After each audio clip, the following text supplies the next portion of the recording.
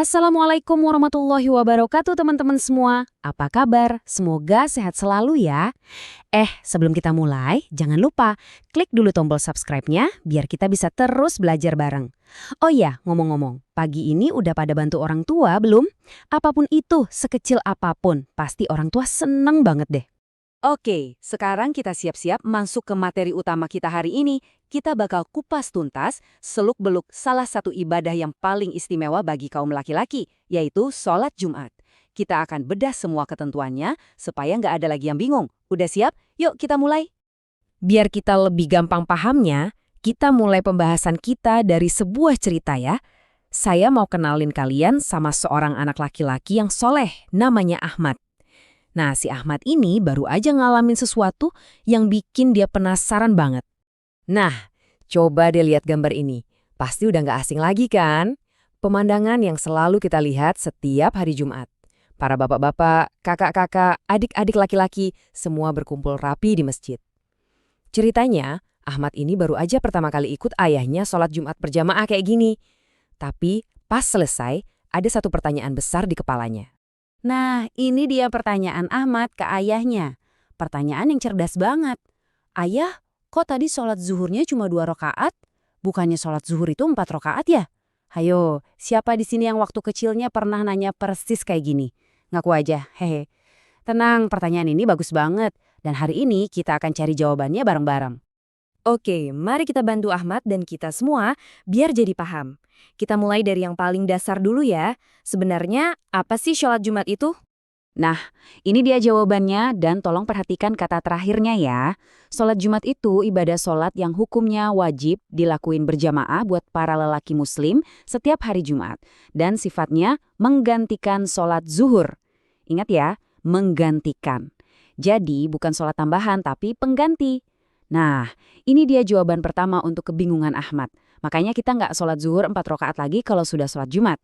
Sampai sini jelas ya? Eits, tapi sholat Jumat itu unik. Sebelum kita sholat 2 rakaat, ada sesinya dulu nih. Namanya khutbah, dan ada 2 kali khutbah. Nah, orang yang hebat yang berdiri di mimbar buat menyampaikan khutbah itu, kita sebutnya sebagai khotib. Khutbah ini juga nggak bisa sembarangan loh. Ada 5 hal wajib yang harus ada di dalamnya, yang biasa kita sebut rukun khutbah. Kalau aja 1 dari 5 ini ketinggalan, wah khutbahnya bisa nggak sah. Dan akibatnya sholat Jumat kita juga jadi nggak sah. Apa aja tuh? Pertama, memuji Allah. Kedua, bersolawat ke Nabi Muhammad. Ketiga, ngasih wasiat takwa. Keempat, baca salah satu ayat Al-Quran. Dan kelima, berdoa untuk kaum mukminin. Makanya, pas khutbah usahain jangan tidur ya. Nanti khatibnya kelupaan kita nggak tahu. Sebentar, sebelum kita gali lebih dalam, kita jeda dikit buat ngingetin diri sendiri. Sambil kita semangat belajar soal sholat Jumat, coba kita cek ibadah harian kita gimana. Sholat 5 waktunya dan ngajinya, udah kita kerjain belum hari ini? Yuk kita sama-sama pastikan ibadah harian kita tetap jadi nomor 1 ya. Semangat!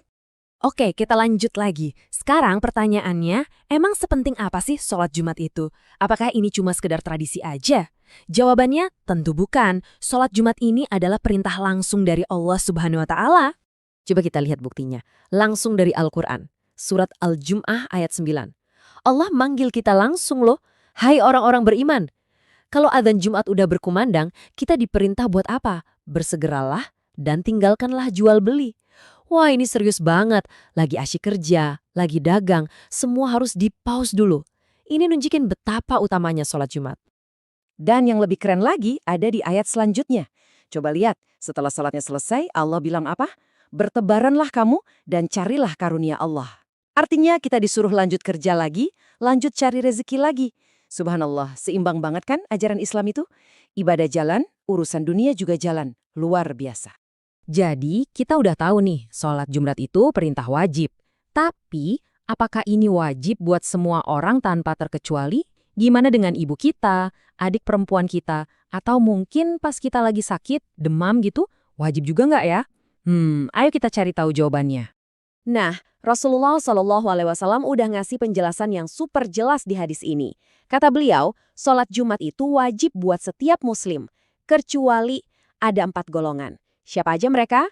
Pertama, hamba sahaya. Kedua, wanita. Ketiga, anak kecil. Dan yang keempat, orang yang lagi sakit.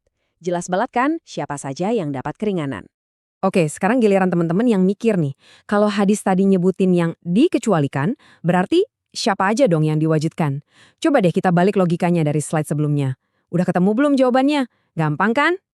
Yap, betul banget. Ini dia jawabannya. Selamat ya buat yang berhasil menyimpulkan dengan benar.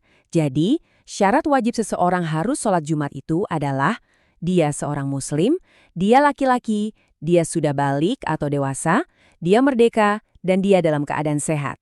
Nah, sekarang Ahmad pasti ngerti kenapa ayahnya wajib sholat Jumat, tapi mungkin ibu dan adiknya yang masih kecil nggak diwajibkan. Tuntas sudah pertanyaan Ahmad? Nah, sebagai penutup, penting banget buat kita sadar kalau setiap aturan dalam ibadah itu pasti punya hikmah atau pelajaran yang lebih dalam. Bukan cuma sekedar ritual kosong. Coba deh kita renungin bareng-bareng. Waktu sholat Jumat, kita dilatih buat datang tepat waktu kan? Itu namanya disiplin. Kita dilatih buat duduk tenang dengerin khutbah. Itu namanya menjaga ketertiban. Jadi sholat Jumat itu bukan cuma menggugurkan kewajiban, tapi ini semacam training mingguan gratis dari Allah biar kita jadi pribadi yang lebih baik. Mah, sekarang kita semua udah paham ilmunya. Pertanyaan terakhir dari saya, yang ini buat kita renungkan sama-sama.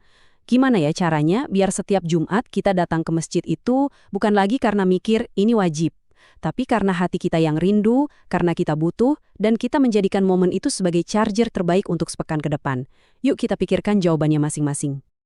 Alhamdulillah, selesai sudah pembahasan kita kali ini. Semoga ilmunya jadi berkah dan bikin kita makin semangat ibadah ya.